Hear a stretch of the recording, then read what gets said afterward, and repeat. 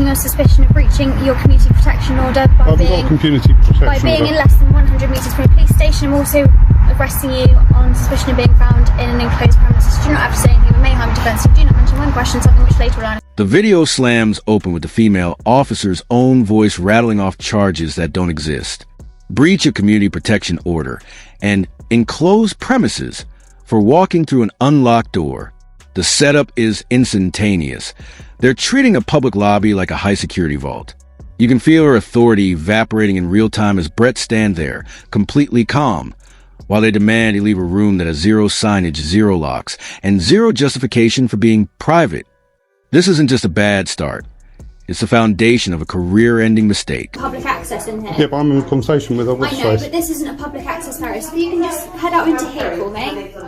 I'm in the middle of a conversation. This is so that I can have a private conversation. Yeah, but I'm having a private conversation with him. Okay, you're not at the minute though, so if you could just head out on here, because this is a private room. Thank you very much. Sure. Right. What's your name again, sorry? As I said, Tony. Tony and Lucy, was it? Yeah. Right. Correct. And you're 8013. 7536. And you want to know how I managed to get through there? Yeah. Why are you so curious about that? See, are you not going to tell us? I mean, area. ultimately, we can look at the cameras.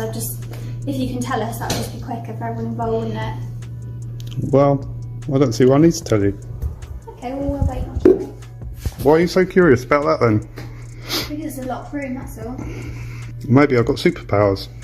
Do we know who can access the cameras in the front office? Staff here don't know. Now they're scrambling.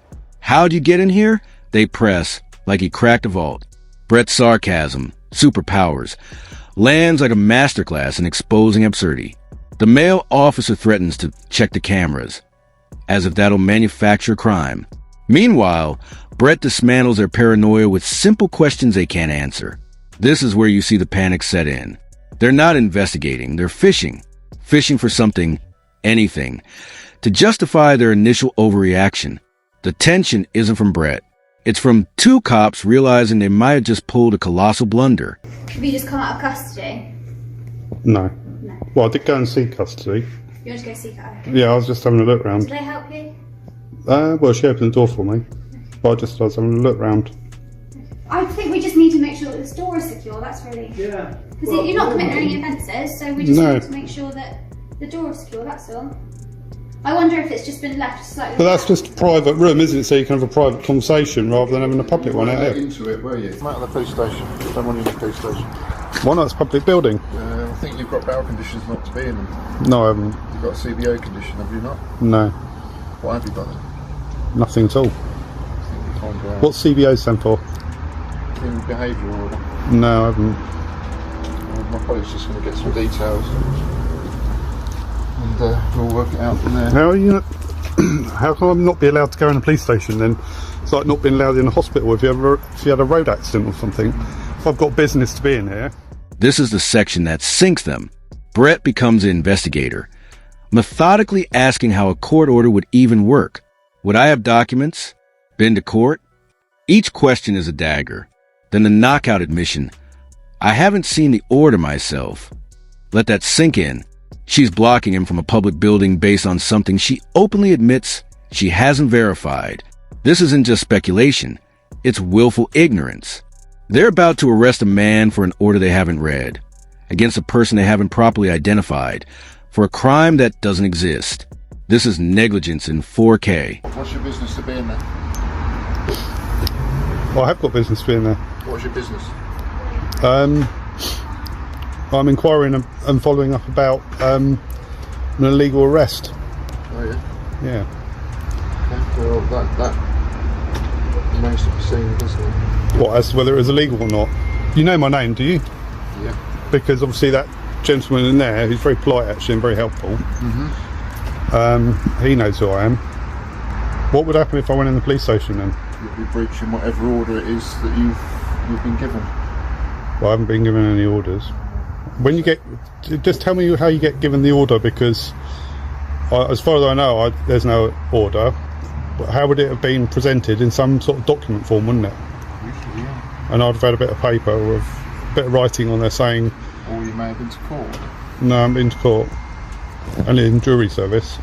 I'm allowed in the police station until you can prove that otherwise, aren't I? And here comes a catastrophe. At 6:46, she asks, "Your name's Julian?" Brett's honest answer, "Some people call me that," should trigger verification procedures. Instead, it's green light for handcuffs. She arrests him for enclosed premises after just admitting no offense was committed. The hypocrisy is staggering. The analysis breaks down the fabricated charges in real time, proving the arrest was illegal even by their own statements. This is the moment careers end. The moment a routine check becomes a 20,000-pound mistake. The moment you realize this isn't bad judgment, it's no judgment. No, because we don't want you in there just at the moment. Why not? Because we believe that you're breaching a community order. Community order? Yeah.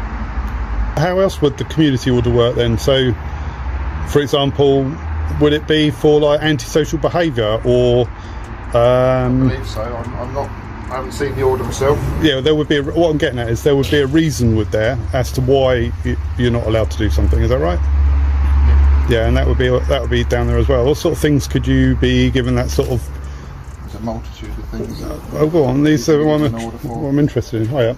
Hello. Can I just confirm your name is Julian? Some people call me that. Yeah. Okay, fine. Julian, the time is 1:15 p.m. I'm arresting you on suspicion of breaching your community protection order by being in less than 100 metres from a police station. I'm also arresting you on suspicion of being found in an enclosed premises. You do not have to say anything that may harm defence. You do not mention one question, something which later will lie in court. Anything you do say may be given evidence. Do you understand what that means? Yeah. So you're under arrest now, so you're not allowed to fire. In custody, they finally do their jobs and, surprise, they got the wrong guy. Another person shares Brett's name in DOB, but actually has a CBO. The custody officers, to their credit, check CCTV and confirm. The door was ajar. The very secure area they accuse him of breaching was a public privacy room they failed to secure. This is the uncomfortable truth hitting them like a freight train. They didn't just misidentify. They arrested an innocent man, used force, caused injury, and the evidence of their incompetence is on their own cameras. The only question now is how much it'll cost to make this disappear. So what happened was I was arrested. They used force against me and put me in cuffs and bent my fingers back.